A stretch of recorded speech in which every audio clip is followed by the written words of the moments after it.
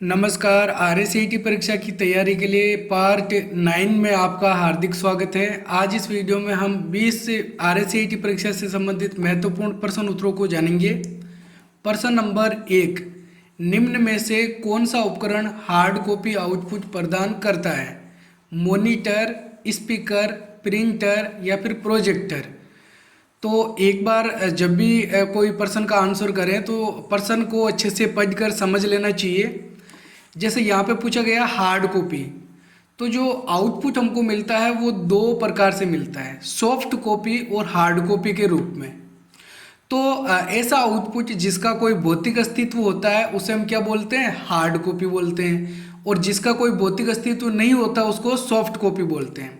जैसे मॉनिटर पर हमको कोई ग्राफिक्स चित्र दिखाई देते हैं तो वो सॉफ्ट कॉपी में होते हैं। स्पीकर सॉफ्ट कॉपी प्रदान करता है, लेकिन जो प्रिंटर हमको आउटपुट प्रदान करता है उसकी हार्ड कॉपी होती है। ठीक है, उसका भौतिक अस्तित्व होता है जिसको हम पेज पे प्रिंट करके रखते हैं। और प्रोजेक्टर जिसके माध्यम से बड़ी पर्दे या दीवार पे अपन चित्र देख सकते हैं, ये भी हमको सॉफ्ट कॉपी आउटपुट प्रदान करता है। तो हार्ड कॉपी आउटपुट प्रदान कौन करेगा? प्रिंटर। सही आंसर प्रिंटर। अगला प्रश्न नंबर 2, ओटीपी की फुल फॉर्म क्या है? One time protocol, one time password, only time pass, all of the above?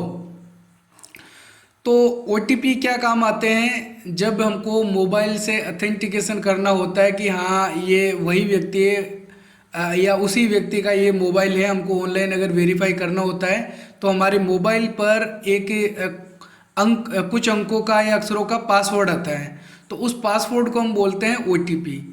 तो वो जो पासवर्ड होते हैं उसकी फुल फॉर्म होती है वन टाइम पासवर्ड। और वन टाइम पासवर्ड इसको इसलिए बोलते हैं क्योंकि इसको हम केवल एक बार काम में ले सकते हैं।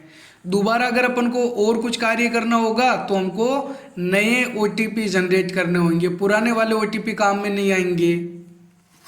अगला प्रश्न नंबर 3, कंप्यूटर का मस्तिष्क किसे कहा जाता है? मॉनिटर, प्रिंटर, सीपीयू या फिर स्कैनर? तो मनुष्य का जो मेन पार्ट होता है वो क्या होता है? मस्तिष्क होता है। मस्तिष्क के अंदर ही हमारी सारी जो प्रक्रियाएं हैं, सारे जो कार्य हैं, हमने क्या किया है, क्या करने वाले हैं, वो सब चल रहा होता है। तो मेन भाग मस्तिष्क होता है। अब कंप्यूटर का ऐसा कौन सा भाग है जिसको मस्तिष्क कहा जाता है, यानी कि इसके अंदर सारी प्रोसेस होती है?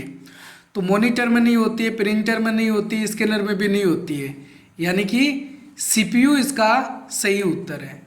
हम जो भी इनपुट करते हैं, जो भी आउटपुट करते हैं या जो भी प्रक्रियाएं होती है कंप्यूटर में, वो सारी सीपीयू के द्वारा की जाती है। अगला प्रश्न नंबर 4, निम्न में से कंप्यूटर मेमोरी की सबसे छोटी इकाई कौन सी है? केबी, एमबी, बीट या फिर जीबी? तो इसमें सही उत्तर है सी, बीट। कंप्यूटर मेमोरी मापने की सबसे छोटी जो इकाई होती है उसको बीट कहा जाता है। अगला प्रश्न नंबर 5, कंप्यूटर की किस पीढ़ी में माइक्रो प्रोसेसर का प्रयोग किया गया है? दूसरी पीढ़ी, तीसरी पीढ़ी, चौथी पीढ़ी या पांचवी पीढ़ी? तो चौथी पीढ़ी के अंदर माइक्रो प्रोसेसर का प्रयोग किया जाता है। अभी जो पीढ़ी चल रही है कंप्यूटर की वो है पांचवी पीढ़ी, जिसके अंदर आर्टिफिशियल इंटेलिजेंस यानी कि कृत्रिम बुद्धि का प्रयोग किया जाता है। एक ऐसी बुद्धि जो कंप्यूटर में डाली जा रही है, कृत्रिम बुद्धि, जिसके द्वारा कंप्यूटर खुद कुछ सोच समझ के कार्य करने लगा है। हालांकि मनुष्य की तरह इतना विकसित सोच समझ नहीं सकता है। आर्टिफिशियल इंटेलिजेंस का एक उदाहरण है रोबोट, जो स्वयं कुछ कार्य करते हैं। अगला प्रश्न नंबर 6, WWW का आविष्कार किसने किया? टिम बर्नर्स-ली ने, मार्क जुकरबर्ग ने, बिल गेट्स ने, ली एन फ्योंग ने? तो इसमें सही उत्तर है ए, WWW का आविष्कार टिम बर्नर्स-ली ने किया था। WWW की फुल फॉर्म क्या होती है? World wide web. ठीक है, अगला प्रश्न नंबर 7, निम्न में से कौन सा उपकरण इनपुट और आउटपुट दोनों कार्य कर सकता है? Modem, fax machine, all in one printer, उपरोक्त सभी। तो इसमें सही उत्तर है डी, उपरोक्त सभी। ये जो तीनों ऑप्शन यहाँ पे दे रखे हैं, इनके द्वारा इनपुट और आउटपुट दोनों कार्य किए जा सकते हैं। मोडेम क्या कार्य करता है? टेलीफोन लाइन के माध्यम से जो सिग्नल प्राप्त होते हैं, एनालॉग सिग्नल, उसको डिजिटल सिग्नल में परिवर्तित करता है और डिजिटल सिग्नल को एनालॉग सिग्नल में परिवर्तित करता है, जिसके माध्यम से हम टेलीफोन लाइन के माध्यम से इंटरनेट चला सकते हैं। ठीक है। और फैक्स मशीन के द्वारा भी इनपुट और आउटपुट दोनों कार्य किए जा सकते हैं। फैक्स भेजा जा सकता है टेलीफोन लाइन के माध्यम से और फैक्स प्राप्त किया जा सकता है।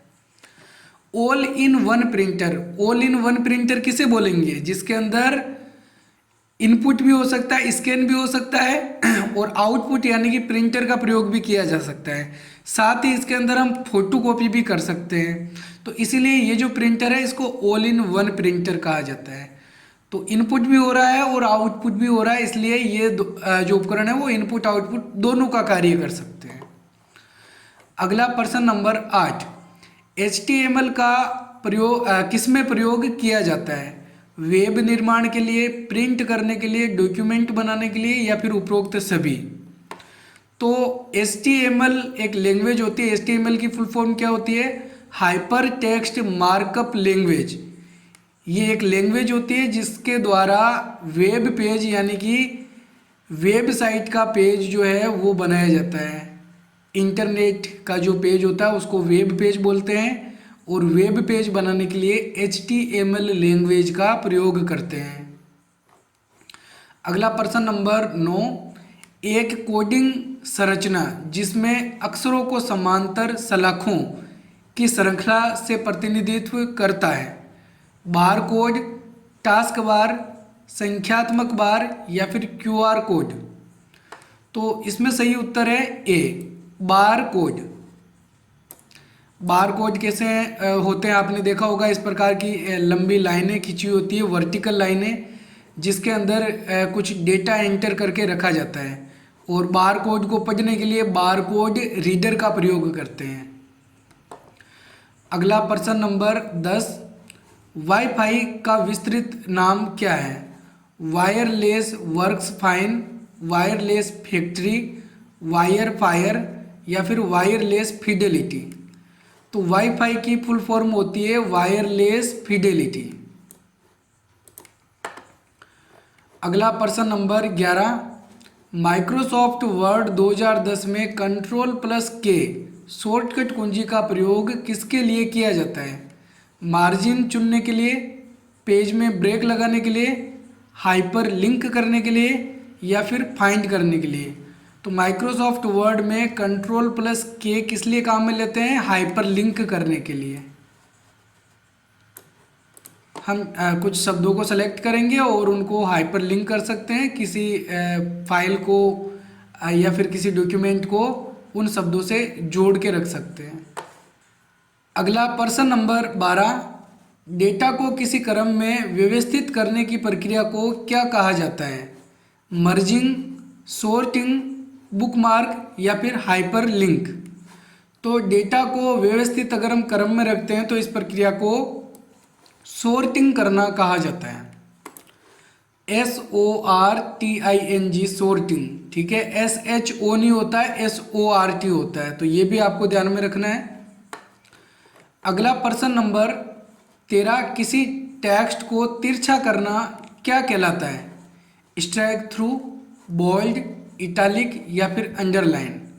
तो टेक्स्ट को तिरछा करना इसको हम बोलते हैं इटैलिक करना। अगला प्रश्न number 14, online income tax return यानी ITR फाइल भरने के लिए क्या आवश्यक है? बैंक स्टेटमेंट, फॉर्म 16, पिछले वर्ष की रिटर्न की प्रति या फिर उपरोक्त सभी? तो ITR भरने के लिए इन सभी की जरूरत होती है, इसलिए सही उत्तर है इसमें डी, उपरोक्त सभी। अगला प्रश्न नंबर 15, कंप्यूटर शब्द अंग्रेजी के किस शब्द से बना है? कम्युनिकेट, काउंटिंग, कंप्यूट या फिर कंट्रोल? तो इसमें सही उत्तर है सी, कंप्यूटर शब्द जो है वो कंप्यूटर शब्द से बना है। कंप्यूटर अंग्रेजी की लैटिन भाषा का शब्द है। अगला प्रश्न नंबर 16, एक नागरिक ऑनलाइन माध्यम से विश्वविद्यालय के शुल्क का भुगतान कैसे कर सकता है?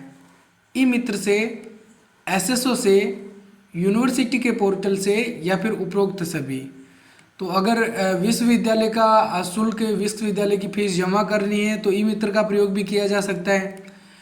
एसएसओ आईडी बना के उससे भी भर सकते हैं। एसएसओ की फुल फॉर्म होती है सिंगल साइन ओन। या फिर यूनिवर्सिटी की जो खुद की वेबसाइट है उस वेबसाइट से भी फीस जमा की जा सकती है। तो उपरोक्त सभी इसमें सही आंसर होगा। प्रश्न नंबर 17, निम्न में से कौन सा फोल्डर ईमेल में नहीं होता है? इनबॉक्स, ड्राफ्ट, रिसीव्ड मेल या फिर स्पैम। तो कौन सा फोल्डर नहीं होगा? रिसीव्ड मेल वाला नहीं होगा। इनबॉक्स के अंदर जो मेलें प्राप्त होती है वो दिखाई देती है। ड्राफ्ट के अंदर अधूरी मेलें हैं जो अभी तक हमने भेजी नहीं है वो दिखाई देगी। स्पैम के अंदर अवांछनीय मेल जिसको हम प्राप्त करना नहीं चाहते या स्पैम के रूप में नोटिस कर रखा हो वो मेल दिखाई देगी। रिसीव्ड मेल नहीं होता। रिसीव्ड की जगह क्या होता है? सेंट मेल, सेंट बॉक्स होता है। तो सेंट के अंदर हमको वो मेलें दिखाई देती है जो मेलें हमने किसी व्यक्ति को भेजी है। अगला प्रश्न नंबर 18, किसी टेक्स्ट को उसी लाइन में ऊपर लिखना क्या कहलाता है? स्ट्राइक थ्रू, सबस्क्रिप्ट, सुपरस्क्रिप्ट या फिर इटैलिक। तो अक्षरों को उसी लाइन के ऊपर लिखना इसको सुपरस्क्रिप्ट करना कहा जाता है और उसी लाइन में नीचे लिखना सबस्क्रिप्ट कहलाता है। स्ट्राइक थ्रू का मतलब क्या होता है? शब्दों के बीच में लाइन खींचना। और इटैलिक का मतलब क्या होता है? शब्दों को तिरछा करना। प्रश्न नंबर 19, माइक्रोसॉफ्ट पावर पॉइंट में बैक स्टेज व्यू को ओपन करने के लिए किस शॉर्टकट कुंजी का प्रयोग करते हैं? Control plus enter, control plus space, alt plus V या फिर एल्ट प्लस एफ। तो ध्यान में रखना है कि बैक स्टेज व्यू किसे कहा जाता है?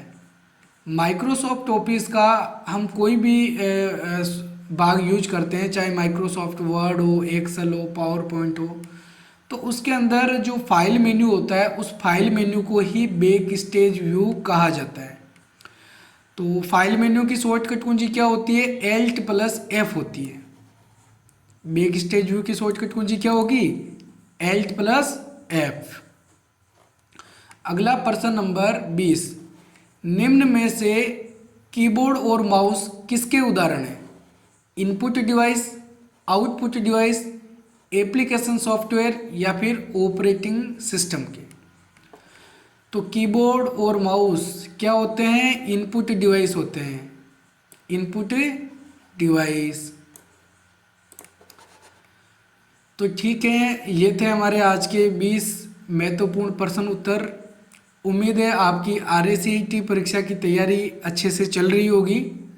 अगर आपको हमारे ये वीडियो पसंद आए तो वीडियो को लाइक और हमारे चैनल को सब्सक्राइब जरूर करें। मिलेंगे एक और नए वीडियो में, तब तक के लिए जय हिंद, जय भारत।